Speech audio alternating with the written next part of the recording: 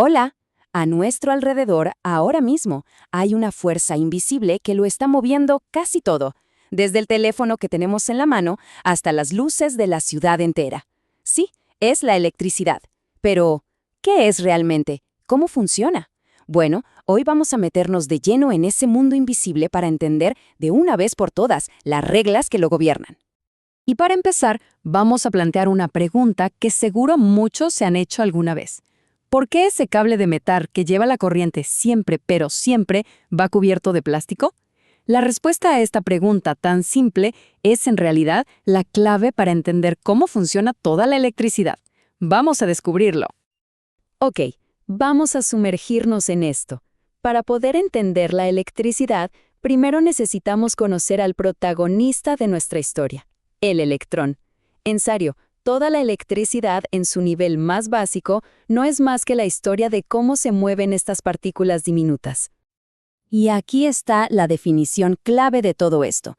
La electricidad no es más que el movimiento ordenado de electrones. Imagínense que los electrones son como personitas a las que no les gusta nada lo negativo, entonces huyen de ahí, y al mismo tiempo se sienten súper atraídas por lo positivo.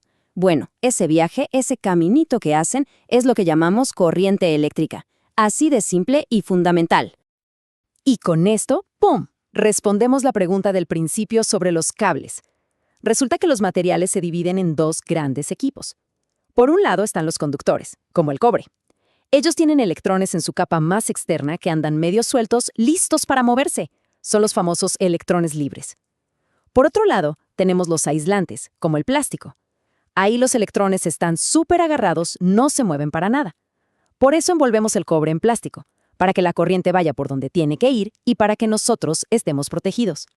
Bien, ya que conocemos a nuestro héroe, el electrón, y el camino por donde viaja, ahora necesitamos entender las reglas del juego. Hay tres conceptos, tres magnitudes fundamentales que nos dicen cómo se comporta la electricidad: el voltaje, la intensidad y la resistencia. Primero, el voltaje. Pensemos en una manguera con agua.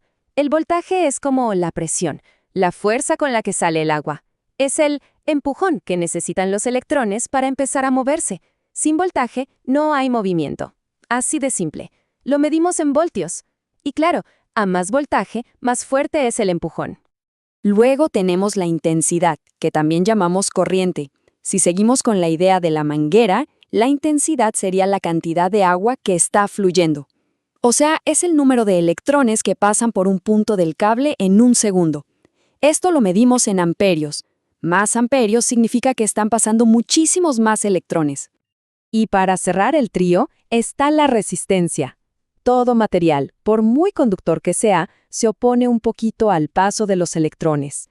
Volviendo a la manguera, es como si la apretáramos un poco, dificultando el paso del agua. Esa dificultad es la resistencia y se mide en ohmios. Por cierto, esa fricción eléctrica es justamente lo que hace que los aparatos se calienten. A ver, entonces, tenemos una fuerza que empuja, que es el voltaje, un flujo que se mueve, que es la intensidad, y un obstáculo que frena, que es la resistencia. Suena que estas tres cosas tienen que estar conectadas, ¿no? Pues sí. Y por suerte para todos nosotros, hay una ley increíblemente simple y elegante que lo une todo. Esta es la famosa ley de Ohm. Voltaje es igual a resistencia multiplicada por la intensidad.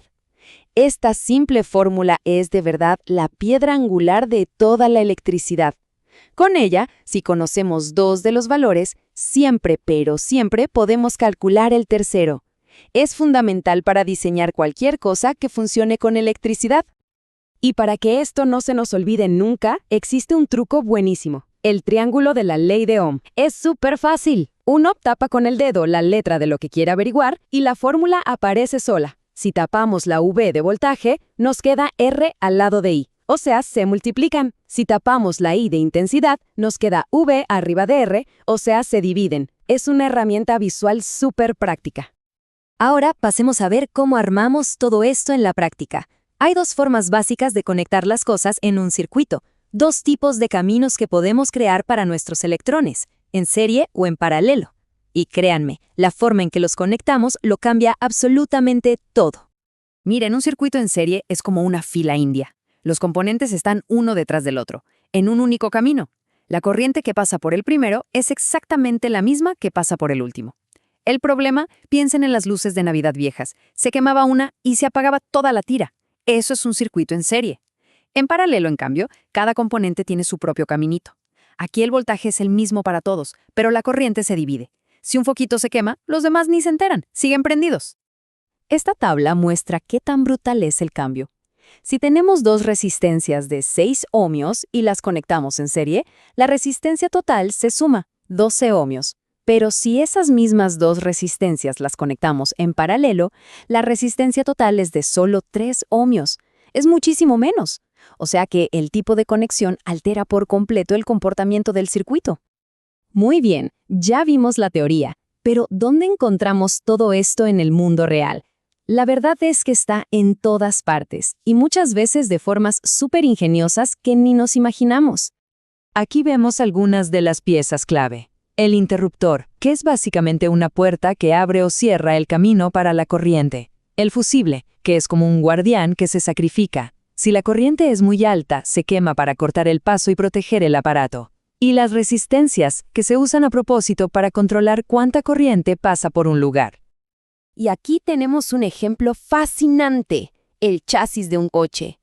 En vez de usar un cable de regreso para cada componente eléctrico hasta el polo negativo de la batería, los ingenieros usan todo el chasis de metal del auto como un gigantesco cable común.